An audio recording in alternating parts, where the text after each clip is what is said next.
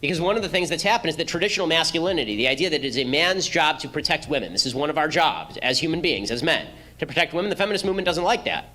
Well, then you can't blame us for not protecting women if you don't want us to protect women.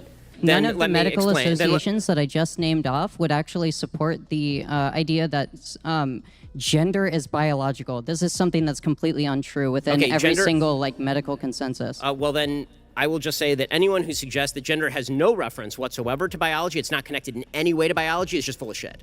Here are 7 times Ben Shapiro dismantled woke arguments with logic, wit, and a healthy dose of reality. First up, Ben takes on a student who thinks a long list of medical associations is all it takes to win a debate. Spoiler, it isn't. Why do you believe you're right about trans people given the American Psychological Association, American Medical Association, American Psychoanalytic Association? I can go on for about 5 more associations that are very prominent and govern the existing health government or health industries within the major Western countries.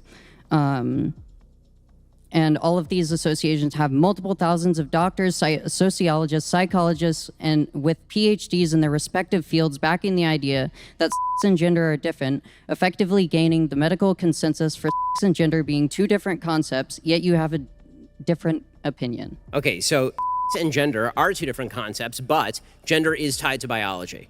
So one of the big problems that you see in sort of the argument in favor of trans rights is this notion that gender and sex are completely separable. They're not completely separable. If they are completely separable, then this means that identifying people by their subjective gender really has no relevance as to whether they are a male or a female. Male and female are biological terms. So using terminology like male and female to describe a self-perception of maleness or femaleness is sort of a bizarre way of arguing whether a thing is a man or a woman. This is what happens when ideological narratives collide with facts. It's like bringing a butter knife to a sword fight. You're just not going to win. None of the medical associations that I just named off would actually support the idea that gender is biological. This is something that's completely untrue within every single medical consensus. Well, then I will just say that anyone who suggests that gender has no reference whatsoever to biology, it's not connected in any way to biology, is just full of shit. Because if the reason I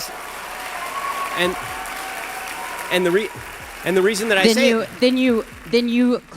then you actually just disagree with medical consensus within the Western nation. Yes, I disagree with the false medical consensus driven by politically driven quote-unquote doctors. If any doctor denies to me that there is a dichotomy between male and female, a dichotomy between male and female, they're ignorant and they are letting their politics get in the way of their science. Anybody who suggests to you that there is such a thing, for example, as a pregnant male is not a doctor, they are an activist. Students' arguments fall apart faster than a cheap IKEA table under pressure, and Ben is just casually pointing out the cracks with a smirk. I'm very glad that none of these opinions are actually accepted in academia and haven't been for over 70 years. Sent this here on Twitter. Well, okay, so the notion that they haven't been accepted for over 70 years is a bizarre one, considering they were accepted until about 5 minutes ago. And the basic idea that male and female do not exist runs counter to all mammalian biology, all of it, not just human. Are we to suggest that gender and are different in walruses? How does this work exactly? Are they different in bears? Anytime you have all mammalian reproduction is rooted in the idea that there's a dichotomy between male and female. To obscure that with all sorts of semantic word games about how you feel subjectively has no bearing on whether male and female are categories that exist. And if you're trying to define male and female with reference to any subjective category that cannot be identified by any metric whatsoever other than how you feel today, I challenge whether that is scientific or whether that is merely a self-perception that is being guided by a political agenda. And in no time, Ben's facts over feelings approach turns this into a hard reality check. But this debate was just the beginning. Next, Ben Shapiro takes on Hollywood's hypocrisy and the contradictions of modern feminism in a takedown that's as sharp as it is unforgettable. Do you think that women who voted for Hillary, women who have strongly supported the feminist movement and supported the left, are feeling disenfranchised given the current climate of brutality and oppression brought to light in Hollywood recently? So I think that people have a willingness to blind themselves to facts that they don't want to see. And so what I've seen a lot is people saying, well, the problem of harassment isn't unique to Hollywood and has nothing to do with our culture regarding the leftist culture regarding. No, it has to do generally with men. Right? It has to do generally with American society. It has to do generally with power relationships. It's funny how everybody is willing to generalize as soon as their ox is gored. Right? As soon as the left sees, wait, our culture, our feminist culture that we said that we were going to promulgate and was going to protect women hasn't protected women, nearly at all, then all of a sudden it turns into, well, it's not us that sin, it's men that sin. Hollywood's empowerment pitch is exploitation in reality, and the blame game is as predictable as ever. Right, and so I've been getting a lot of this online in the last couple of days. It's you men who haven't stood up. And I keep saying, like, what do you want me to do, and I'll do it. Really, what do you want me to do? Like, if you show me a racist like Harvey Weinstein allegedly is, then I will say, send him to jail or castrate him, right? Like, this is not difficult. But if you just say to me, you don't acknowledge the rape culture, again, I need you to define that, and I need you to explain to me what I did. Like, really? I didn't do anything. And I think the vast majority of people in this room didn't do anything. And if they did do something, then maybe people should report it to the police, because that seems to me the best way to root out evil is to actually have law enforcement get involved. So the left is, so the question of what the left is doing about this, do they feel disenfranchised? No, I think they're just going to blame the same people they always blame, because we're all in our own little bubbles. Should they feel disenfranchised? 100%. Because in a society that treats sex as transactional, in a society that basically reduces to any sort, just a physical transaction that is based solely on consent, it makes it very difficult to explain why it is that the casting couch in Hollywood is bad per se. Right? There's actually, like, feminist theory says that it's bad because of power imbalances, but the sort of libertarian culture of the left suggests that power imbalance doesn't have anything to do with it. If I feel like trading my body for a part in a movie, well, that's my business. And if you say differently, then you're slut-shaming me. This is feminist double standard at its finest. Bad choices are empowerment until they backfire. Then it's everyone else's fault. And Ben doesn't stop there. His next point cuts even deeper into the heart of woke hypocrisy. Right, so that's, well, you can't really have it both ways. Either it's bad or it's not bad. And if we are going to fight harassment and assault, it seems to me that we have to do a couple of things. One, we have to reinvest with value beyond just a physical transaction. It's not just two people who are getting each other's rocks off. It actually means something beyond that. There's a relationship that's attached to it. And beyond that, I think that we need to re-inculcate in men themselves, not just the teach men not to rape routine. Like, again, it's such a weird concept. Like, when I was 11, my dad didn't sit me down and say, son, don't rape people. Like, if you have to teach your child that, my guess is that you got a bigger problem than that on your hands. Reject traditional masculinity, then demand its benefits when things go wrong. This level of hypocrisy deserves its own Oscar. And Ben's next argument takes this contradiction to an entirely new level. Like, I want to protect women. I think men should protect women. I think one of the reasons God put man on earth is to protect women. Okay, well, then it is incumbent on me to protect women. But if you're telling me that I can't even open a door for a woman because this is somehow an offense to her honor, and that if I say that it's man's job to protect women, that this is somehow reinforcing gender stereotypes, then don't come whining to me when bad stuff happens. Because the answer to bad behavior is good behavior. The answer to vice is virtue. The answer to vice isn't just yelling and hashtagging crap. Woke hashtags versus real solutions? Ben's point is clear. One is substance, the other is just noise. But it doesn't end there. Up next, Ben responds to accusations of racism and dismantles the twisted logic behind them. It's a reality check no one saw coming. You stated that you didn't care about people's concern about the browning of America, which, in my opinion, is essentially not caring about the issue of illegal immigration. No, that's not right. Sorry, go ahead. and yet, you support Israel's ethno-state by stating that Judaism must be preserved, since elements like this uphold Jewish national identity and culture, which I don't mind. But the fact that, you don't care about the demographic change in America is kind of concerning, because, we're all Americans here, right? Okay. And, the question is, do you want our nation to end up like a third world country such as Brazil, or a disaster like Germany and Sweden right now? Okay, so Brazil's a second world country. Technically, it's a developing country. It's not like a fully underdeveloped country or a failed state. Then why is there a far-right candidate winning at the moment? I mean, if you want to argue Brazilian politics, I agree that Brazilian politics have been dominated by the far left, but I'm not sure that that's of tremendous interest. Let's talk about the first question. Okay, when I say I don't care about the browning of America, what I mean is I don't care about ethnicity. It doesn't make any difference to me. The only thing that makes a difference to me is the ideals of the people who are coming across the border. Connecting immigration to racism is pure desperation, like forcing a puzzle piece where it doesn't belong, but what follows takes this flawed logic to a breaking point. Now, when people say I am pro-illegal immigration, I do not know where in the hell they would possibly get that. This seems to, when people repeatedly say stuff like this, Like, and I see this meme all the time. Oh, Shapiro cares about a Jewish ethno-state, but he doesn't care about illegal immigration. I was further right than Donald Trump was in the last election cycle on illegal immigration. I opposed the 2006 amnesty deal. I opposed the 2010 amnesty deal. I've consistently been anti-illegal immigration. I supported the wall. This is just a lie. The idea that I'm pro-illegal immigration is not true in the slightest. What I have said is that we ought to deal with how to stop the influx of illegal immigration and then deal with the people who are here and separate off the two issues. And when it comes to the folks who are here illegally, what we should do is we should assess those folks in the same way we assess everybody else coming into the country. Are they going to add economically to the country and culturally to the country? Are they going to make the country a better place? Or are they going to make the country a worse place? And that involves assimilation. Only in this debate does assimilation somehow become a racial issue, and logic clearly optional. Now, as far as the idea of the Jewish ethno-state, I don't care very much at all actually, about Jewish ethnicity. Jewish ethnicity makes no difference to me. What does make a difference to me is Jewish ideals, because I care about Judeo-Christian ideals in the United States, and I care about Jewish ideals in Israel, which is why I don't care, and I'm very happy, that thousands, tens of thousands of Ethiopian Jews who are black were flown to Israel to become Israelis. I'm very happy that tens of thousands of Russian Jews who were Russian were flown from Russia to become Israelis. My wife is Moroccan, right? She's Moroccan Israeli. So this idea that it's about ethnicity as opposed to ideology or ideas is just not true. The amazing thing about Judaism, just like most other religions, is you can become one. Okay, I can't become a black man. There's no way for me to do it, right? I can become a Christian.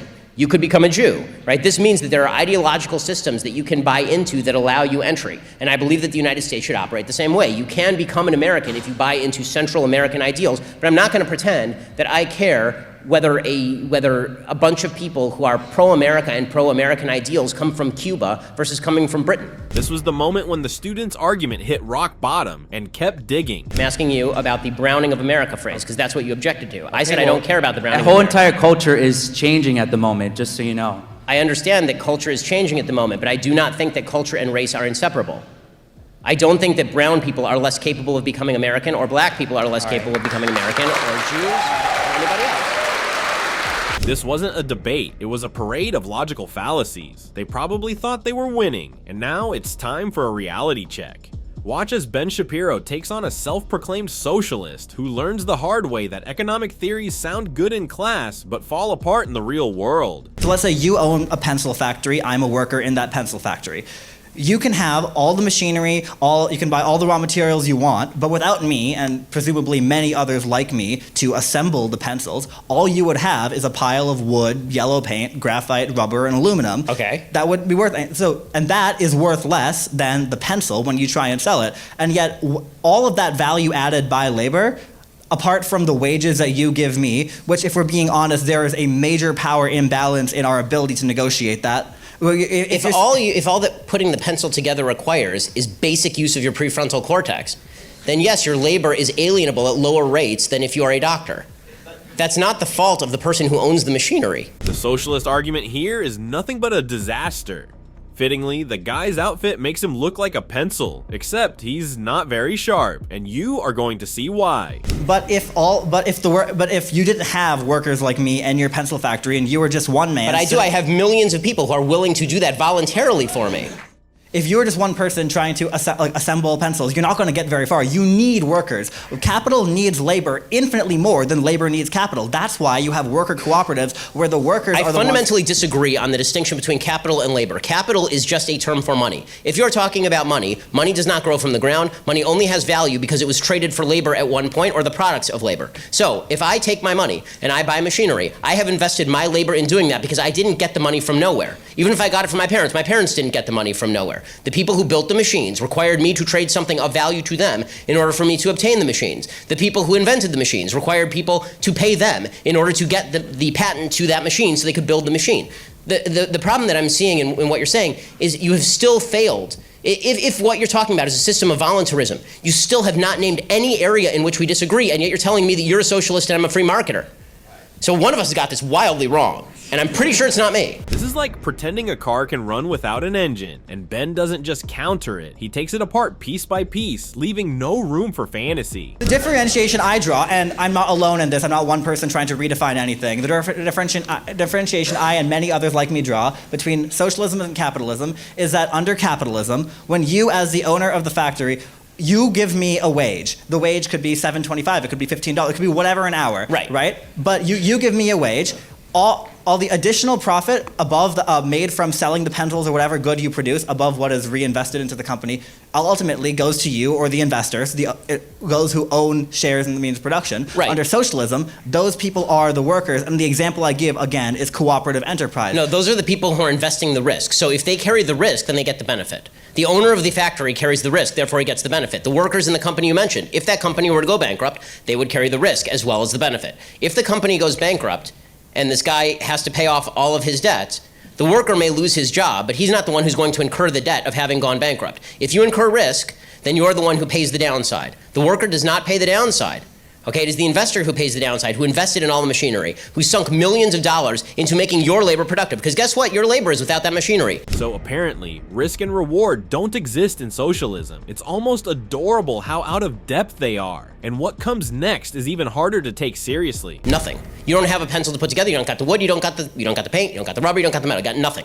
Right? You're sitting there, standing outside, twiddling your thumbs. It required somebody to invest. Who do you think put more in? The guy who spent millions of dollars buying all the machinery, leasing the place, making sure there was a management structure, doing the LLC formation, making sure all the tax code was in compliance, or you standing outside because you can stick a piece of graphite into a piece of wood? Now we're done. What's the difference between a socialist and a pencil? A pencil has a point, unlike this student's argument. If you thought this debate was shocking, just wait. Up next, Ben Shapiro dismantles the idea that personal feelings should dictate reality, and the outcome is as brutal as it is logical. Hi, thank you for coming to our campus. My name is Megan. I just have a question about something that you said. You state that American people come first and foremost, American values, American virtues, but you openly support platforms that take away trans people rights and openly do not agree with the fact that men can become women, women can become men. So number one, that's not taking away anyone's rights, that's a recognition of reality. And also 2 + 2 = 4 is not a reversal of anybody's rights. Like anybody's opinion of what they are that runs counter to the actual facts of the situation, you have a right to say what you want to say, but you certainly do not have a right to demand that everybody else say it with you. Equating denial of facts to denial of rights is peak 21st century absurdity, showing how far entitlement has gone. And that's you want to talk about a violation of First Amendment rights or a violation of basic American rights, trying to use the power of government, as so many people on the left have, to force everybody to say things are false in the name of your personal comfort. That's a violation of rights. But to force people to do something for your own personal comfort doesn't infringe the same amount of rights? What am I forcing you to do? Or anybody else who's trans? Not be who they feel that they should be. They're not telling you. No, I mean, you can be anything you want to be. I mean, but you can't be, let's put it this way. You can think whatever you want to think about yourself. You can't be anything you want to be. You can't be Napoleon, you can't be Jesus, and you can't be a member of the opposite sex. I mean, the facts of life are the facts of life.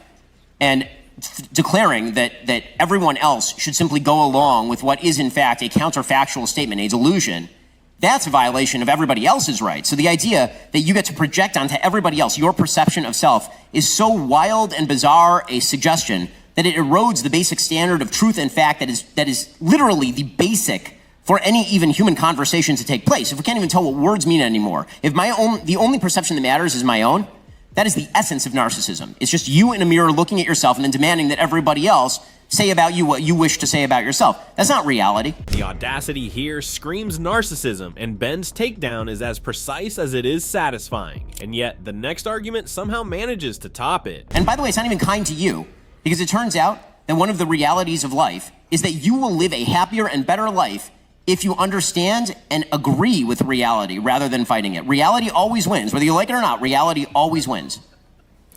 So in the same way that I guess people kind of have to accept that they won't be accepted, you're taking it. It's not about being accepted. It's about you have to accept.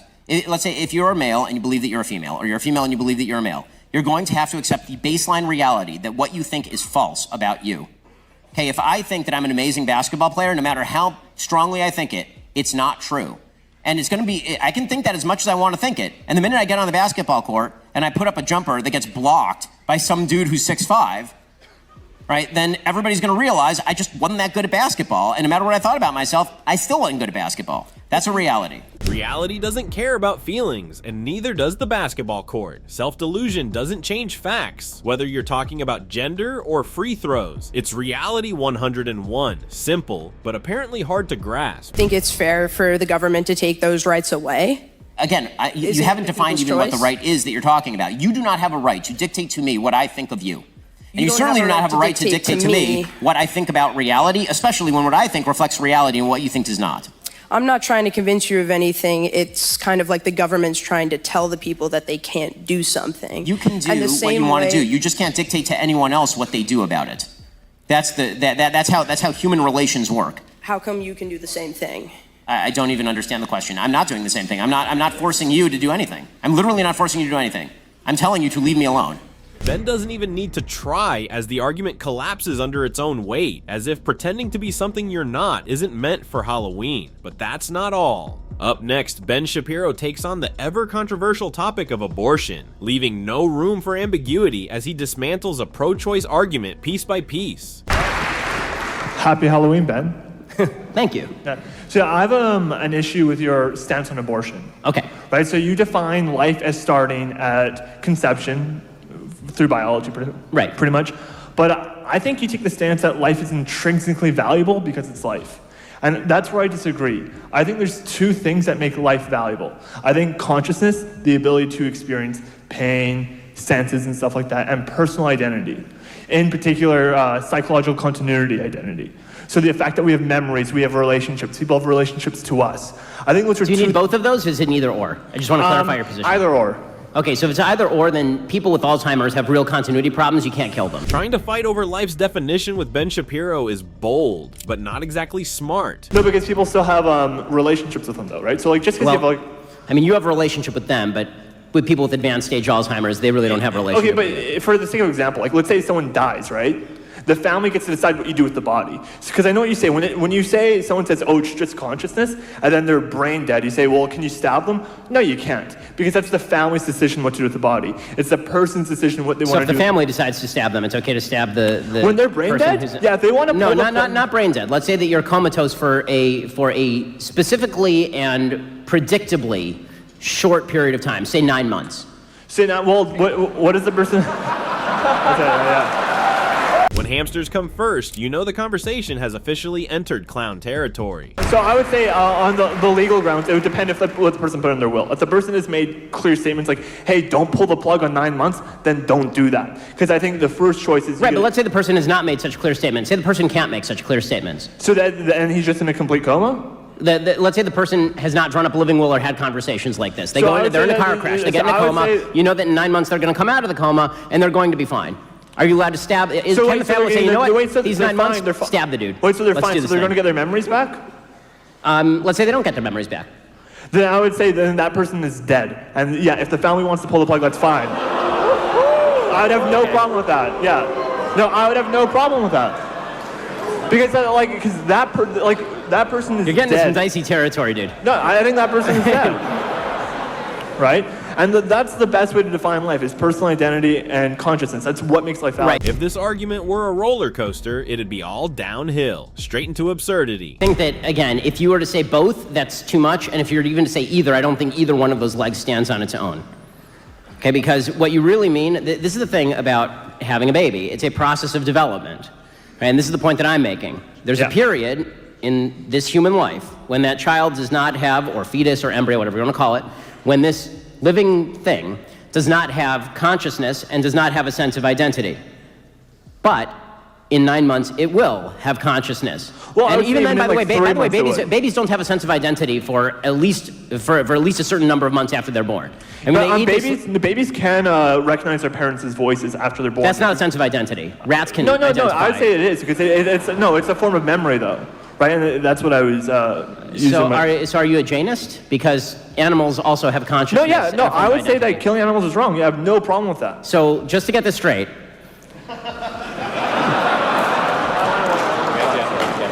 killing Fluffy the hamster, deeply wrong. Killing a dude who's going to wake up from a coma in 9 months with memory problems, totally cool. This takedown proves one thing: when logic shows up, bad arguments don't stick around. But if you thought that was wild, Ben Shapiro takes on an argument so absurd it feels like satire, and leaves no room for confusion about what's at stake. You have claimed that you oppose medical transitioning for these children, namely and specifically to what normally happens is puberty blockers, which you have called you called it child abuse. Is that correct? It is. That's correct. You consider it okay. You consider it child abuse. You consider it child abuse because you believe that a child is not capable of consenting to what you consider are irreversible procedures. Is that correct? A damaging, irreversible procedure. Damaging. Okay. Ben, are your children circumcised? Did you circumcise your children? Yes, I have two sons and they're both circumcised. Why would you do that? Isn't that kind of hypocritical? Nope, I'm circumcised. My works just fine. This argument doesn't just miss the mark, it's not even aiming at the same target. But what comes next takes the confusion to a whole new level.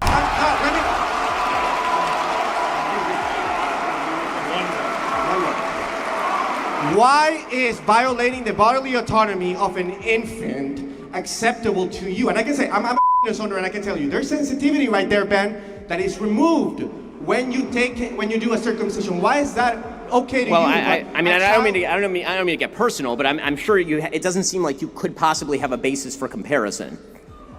You can't be both circumcised and uncircumcised. You're going to have to choose. As far as the efficacy of a once it's circumcised, if you wish to get into the biology, I'm perfectly happy to just point at my 4 children. I've been fruitful and I've multiplied. It's all working out just great. As for the notion that it is a grave violation of bodily autonomy, I can tell you there are millions of men across time who've been circumcised. This is not a quote-unquote damaging procedure in the same way that, taking a boy and shooting him full of estrogen so you can later cut off his and is. That's an absurd comparison on every level. The comparison is absurd, and Ben's rebuttal cuts through it effortlessly. And just like that, with one final flex, Ben buries the argument. Game over. So which moment did you enjoy the most? Let us know in the comments, and don't forget to subscribe.